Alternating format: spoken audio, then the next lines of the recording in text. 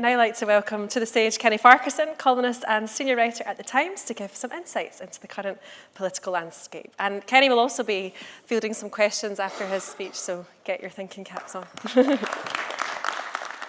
Thanks. It's great to be with you again. I've done this a couple of times now. It's always been enjoyable.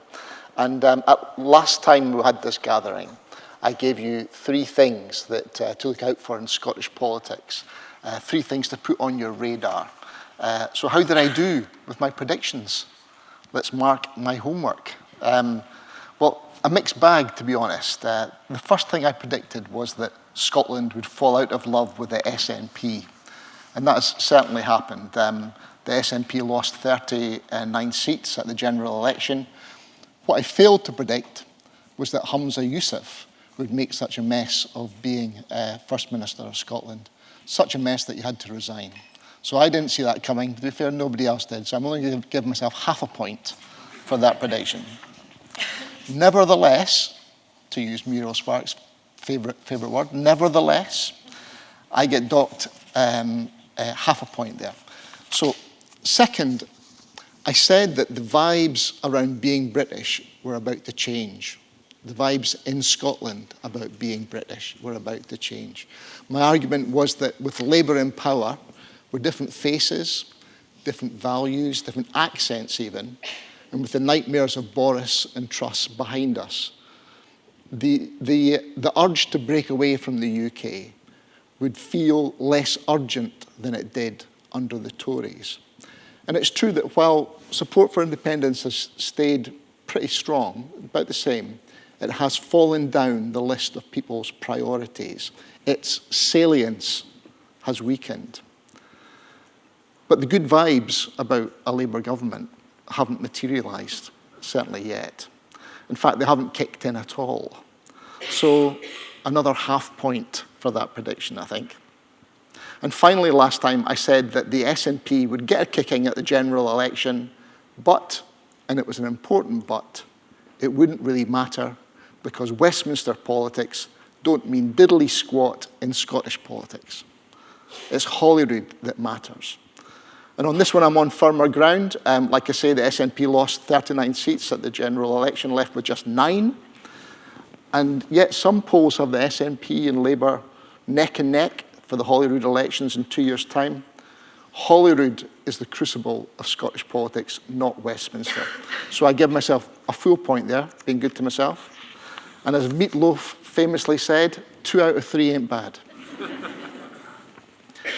So this year, instead of 3 predictions, I'm going to ask 3 questions. And I'm going to kind of look towards the next 2 years rather than just the coming year, because we're now in the run-up to the Holyrood elections in May 2026. And everything that we do and everything we see are in preparation for them. So I'm going to ask 3 questions which I think need to be answered in that time. The first is this. Is Scottish conservatism ready for Nigel Farage? I'm not sure it is. Recent polls put Reform, UK and the Scottish Tories each on 12% of the support in the Scottish electorate.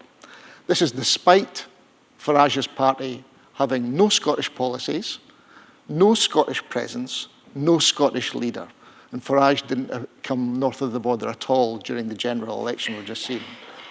If this is what Farage can do without doing anything, what will happen when he actually starts making an effort?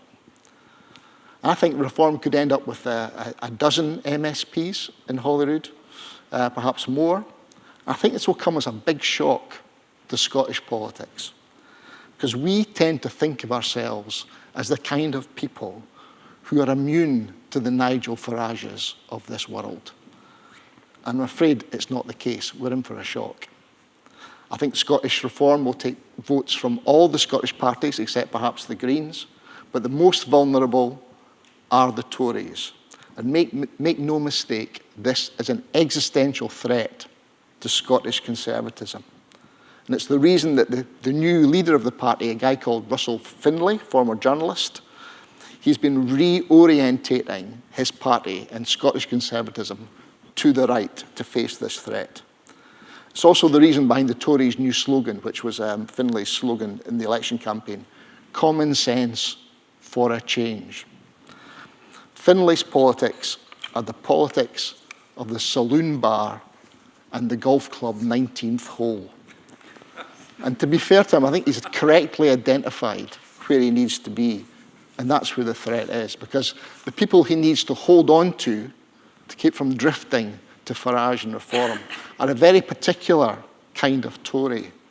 These are the people who feel dispossessed, who are exercised by immigration despite living in communities that are almost wholly white, who voted for Brexit in 2016, who voted against devolution in 1997, who resent all forms of taxation, who are irritated by modern manners or the lack of them, who feel somewhat threatened by the 21st century and modernity in general, and who think the world has gone to hell in a handcart. These are the people who are the new battleground in Scottish politics. And the question again, does Scottish conservatism have an answer to Nigel Farage? I don't think it does. Second question, and Daniel will like this one. In fact, Daniel will like the next two. Can the Labour Party learn to love its own voters? Okay? Because right now, Scottish Labour is at odds with many of its own voters. Truth is that at the general election, a hell of a lot of votes went from the SNP to the Labour Party. And the result is that a large proportion of Labour voters are now supporters of Scottish independence. And that's a very different voter base from before, because before the Labour Party fought with all the other unionist parties for the support of the unionist bloc in Scotland. Now the question to Anas Sarwar, Daniel's boss, as leader of the Scottish Labour Party, it's simple. Hey Anas, half your supporters are Nats. What are you going to do about it? Because these voters are different from the voters that Labour had before. These voters want more for Scotland in specific ways. They can't have independence, they want more devolution. They want more powers for Holyrood. They also want to see Labour acknowledge independence as a legitimate goal in Scottish politics. That's all, just to acknowledge that it's a legitimate goal. And that would mean codifying in law the rules for a future referendum on Scottish politics, on Scottish independence. Because if you're an Irish nationalist who wants a united Ireland, if you're an Irish nationalist in Northern Ireland, you know exactly how you leave the United Kingdom. It's all set out in British statute, in the Northern Ireland Act 1998 to be precise. That law details the triggers for a vote and how much time must elapse between votes. If you're a Scottish nationalist living in Scotland, there's no such legal route to the exit from the United Kingdom. Is the UK a voluntary union? Can we choose to leave, or are we prisoners? And if we can choose, how do we choose? How do we leave? What are the rules? These seem quite reasonable questions to put, and they're questions which Labour voters who support independence will now be putting to the Labour Party. So if Labour wants to keep these independent supporting voters, it needs to make them an offer at the next Holyrood election, a constitutional offer on more powers and paving the road to a referendum.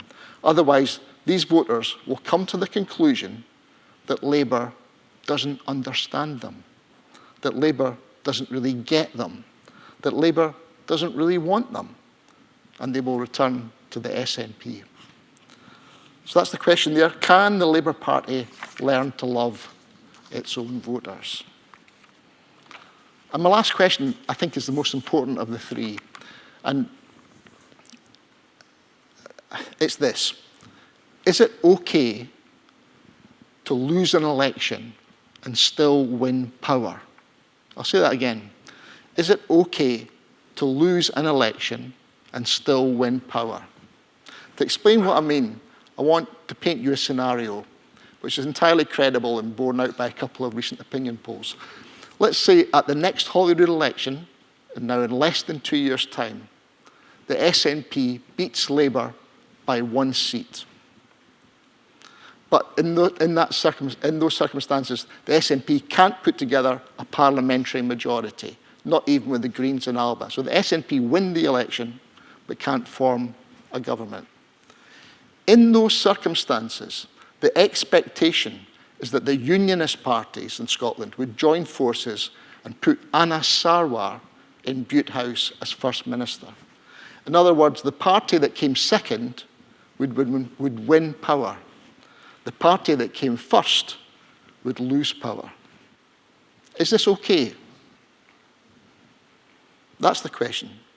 People within the Holyrood bubble that I'm actually part of, they seem to think it is okay. I'm not so sure. In fact, I think Labour risks a crisis of legitimacy if it tries to take power in such circumstances. Why? Because I do not think the Scottish public are as relaxed about proportional representation and its implications as people within the Holyrood bubble. We may have a PR parliament, we may have had it for 25 years, but we do not yet have a PR mindset in our politics. We do not think the same way as countries on the continent where elections are followed by months of negotiations to put together unlikely alliances to govern. Despite having proportional representation in Parliament for 25 years and in local government elections since 2007, we still have a winner-takes-all mentality. The party that wins the most seats has a moral right to govern. The expectation, like I say, within the bubble, is that Anna Sarwar is Scotland's next First Minister, regardless of whether Labour beats the SNP. I think this is hubris. I respectfully suggest that the Scottish public might have other ideas, and we risk here a constitutional crisis. I don't know how the SNP would respond in those circumstances. Perhaps they would simply roll over. Perhaps they wouldn't. I don't know how the public would react, how they would obviously take their lead from their political leaders, but I don't know how the public would react. But I think there's a danger here. There's a moral peril here. And I think everyone involved would be wise to acknowledge it. So those are my 3 questions. Is Scottish Conservatism ready for Nigel Farage? Can the Labour Party learn to love its own voters? And is it okay to lose an election and still win power? These are 3 questions I think will dictate Scottish politics in the next couple of years. And I look forward to marking my homework next time I'm here. And on that note, I'm happy to answer your questions.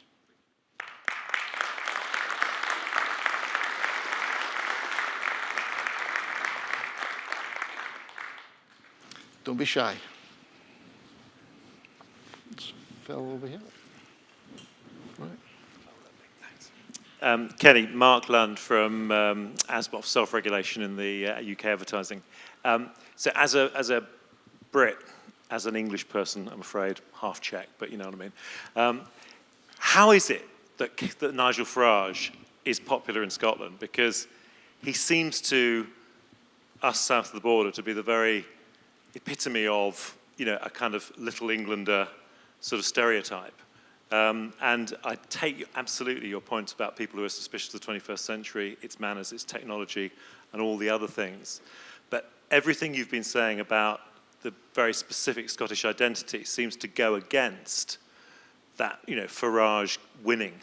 And is there therefore a possibility that the more he does and the more he does come north of the border, the less popular he becomes? That's a good question. The SNP, the Scottish Government in general, have promoted the idea that Scotland is a unitary nation that thinks as one, that acts as one, that is one. You know, even you go to the rugby, it's like, as one. That's how we see ourselves. It's not the case. We are a complex and diverse and discombobulating country with a diversity of views, many of them contradictory. And for example, if you have 5 people standing at a bus stop in Scotland, 2 of them voted for Brexit. Okay, we forget 38% of the Scottish public voted for Brexit. And yet our politics gives the impression that Scotland as a whole, as a unit, is pro-European and voted to stay within the European Union. It's not the case. But we have a different party politics in Scotland, but political views of normal voters are much the same as the rest of the United Kingdom. Our politics is different. People's views are broadly the same. It's broadly the same on immigration, broadly the same on race, which are 2 different issues, you must remember. Broadly the same on social conservatism, broadly the same on economics, broadly the same on social justice. So, we have, for historical reasons, we have the nationalist movement, we have a different kind of Labour Party, it comes from slightly different roots. We have a very different kind of liberalism in Scotland. So our party politics are very distinct, but the views of the people are quite uniform compared to down south.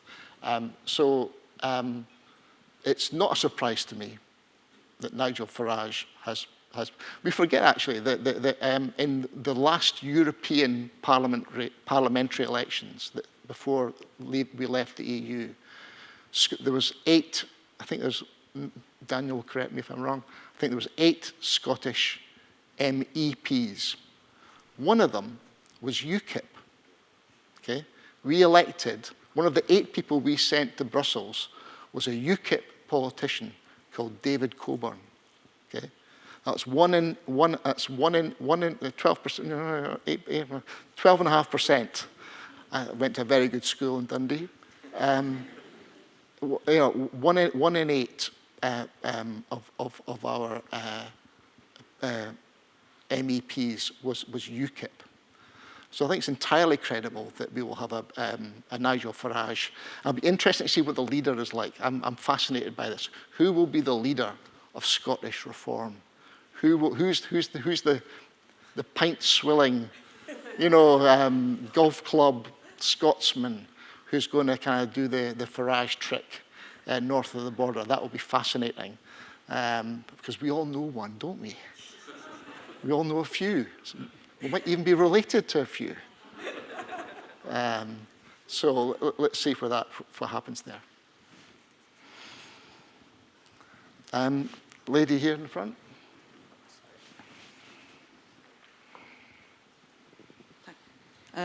Lisa from the AA. Kenny, I was just interested in your views about how recent events over the last year have affected trust in politicians, and also about engagement. Obviously, election Holyrood is not too far away. Do you see a decline in engagement, people just really not willing to talk politics, or they're losing interest, and kind of combined with that trust issue? So just really interested to hear your views. What specifically do you mean? Can I ask what you mean by events of last year? Can we be specific? Well, SNP, Sturgeon, police inquiries, that sort of thing.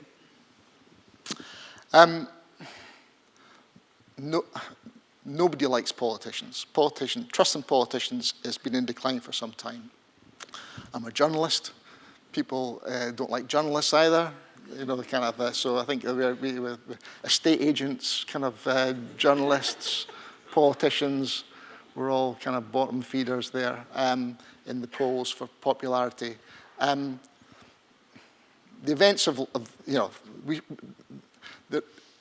we don't know where this is going, frankly. The former chief executive of the SNP and the husband of Nicola Sturgeon, a guy called Peter Murrell, has been charged with embezzling party funds. The former First Minister has been interviewed under caution.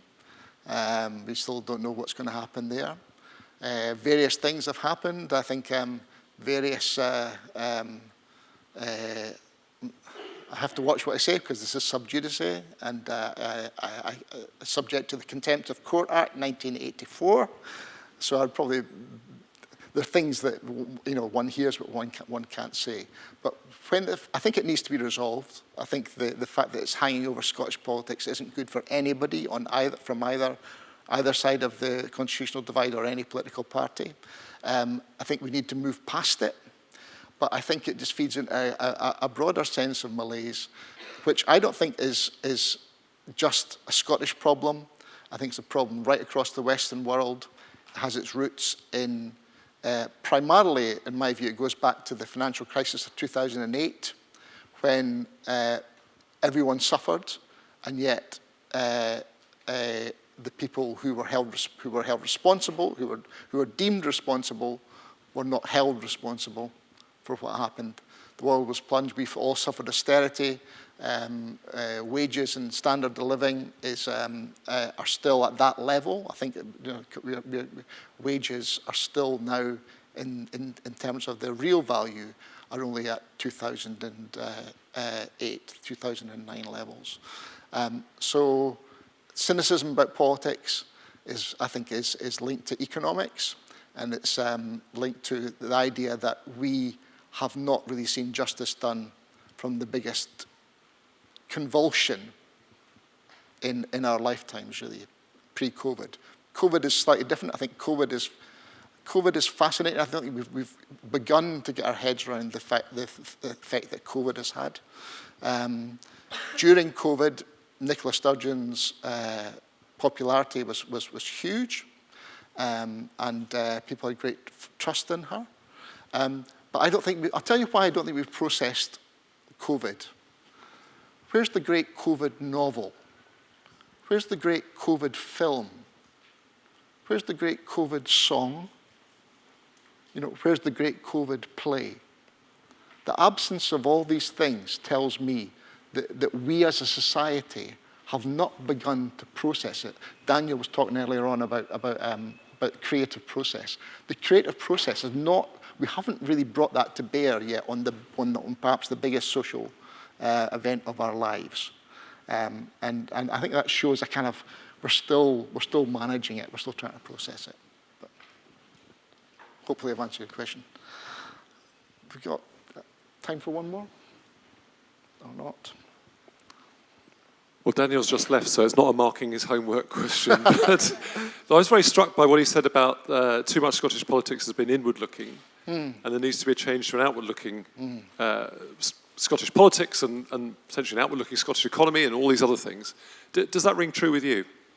Yeah, it does. I mean,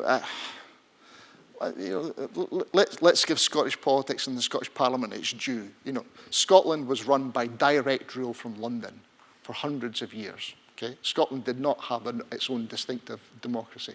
I was a political journalist in pre-devolution days, and the Scottish politics was me standing outside the STUC General Council meeting, hoping to grab somebody when they came out for a quote or something, or a COSLA meeting or something, or a by-election, Perth and Kinross by-election, something like that. That was Scottish politics. We had no national parliament. We had no accountability. There was a gap in our democracy. I think we can allow ourselves a moment to be caught up in having our own democracy and our own parliament, our own politics, and I think it's understandable we've had that. We've had it for 25 years, and I think that's fine. We've done that. We can move on, but I do recognise it as a thing. I've run out of time, so thank you very much for your listening. Thank you.